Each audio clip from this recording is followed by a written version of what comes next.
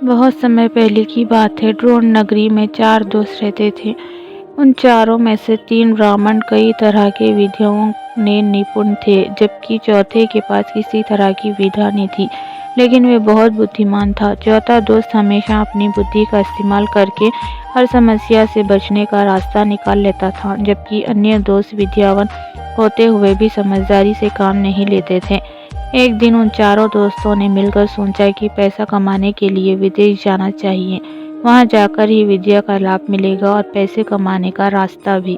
اسی سوچ کے چلتے چاروں ودیش یاترا پر چل دیے۔ یاترا کرنے کے دوران ایک برہمن دوست نے کہا کہ ہم میں سے صرف ایک دوست کے پاس ودیا نہیں ہے۔ ایسے دوست کو ہماری ودیا کے کارن ملنے والا دھن نہیں ملنا چاہیے، وہ گھر واپس جا سکتا ہے۔ اس پر کافی دیر چرچا کرنے کے بعد دوسرا دوست اس بات سے سہمت ہو گیا، لیکن تیسرا دوست نے کہا کہ ایسا کرنا ٹھیک نہیں ہوگا۔ ہم سبھی بچپن سے دوست تھے اور اب یہ فیصلہ لینا غلط ہوگا۔ ہم جو کچھ بھی کمائیں گے اسے 4 حصوں میں بانٹ دیں گے۔ اس بات پر سب نے حامی بھری اور سبھی ودیا کا چمتکار لوگوں کو دکھانے کے لیے آگے کی اور بڑھنے لگے۔ یاترا کے دوران جنگل سے گزرتے ہوئے انہیں ایک مرا ہوا شیر دکھا۔ سبھی برہمنوں نے کہا کہ ہم اپنی ودیا کے چمتکار سے اس شیر کو زندہ کر دیں گے، اس سے ہمیں بہت یش اور کیرتی ملے گی۔ تینوں برہمن دوست اسے زندہ کرنے میں لگ گئے، لیکن چوتھے بدھیمان دوست نے انہیں ایسا کرنے سے منع کیا۔ اس نے کہا کہ اگر تم لوگ اسے زندہ کر دیں گے تو وہ زندہ ہوتے ہی ہم سب کو کھا جائے گا۔ چوتھے دوست کے بہت کہنے کے باوجود تینوں دوست نہیں مانے۔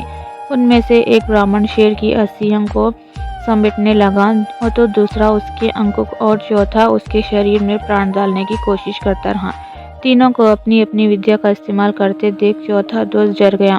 اس نے اپنے سبھی متروں سے کہا، ٹھیک ہے تم لوگ اپنے من کی کرو، لیکن مجھے پیڑ پر چڑھ جانے دو۔ اتنا کہہ کر چوتھا دوست جھٹ سے پیڑ پر چڑھ گیا۔ وہیں انیہ دوست مل کر اپنی سدھیوں سے ودیاؤں کے بل سے اس شیر کو جیوت کرنے کی کوشش میں لگ گئے۔ دیکھتے ہی دیکھتے شیر زندہ ہو جاتا ہے۔ شیر جیسے ہی زندہ ہوا وہ اپنے آس پاس 3 برہمنوں کو دیکھتے ہی انہیں مار ڈالتا ہے، جبکہ پیڑ پر چڑھا چوتھا دوست اپنی سمجھداری سے بچ جاتا ہے۔ کہانی کی سیکھ: شیر جی اٹھا کہانی یہی سیکھ دیتی ہے کہ ودیا کے نشے میں چور ہو کر کسی کام کو نہیں کرنا چاہیے۔ ہر کام کو کرتے ہوئے اس کے اچھے اور برے دونوں پرینام کے بارے میں سوچنا ضروری ہے۔ صرف ودیا میں نپنتا ہی نہیں بلکہ بدھی کا ہونا بھی ضروری ہوتا ہے۔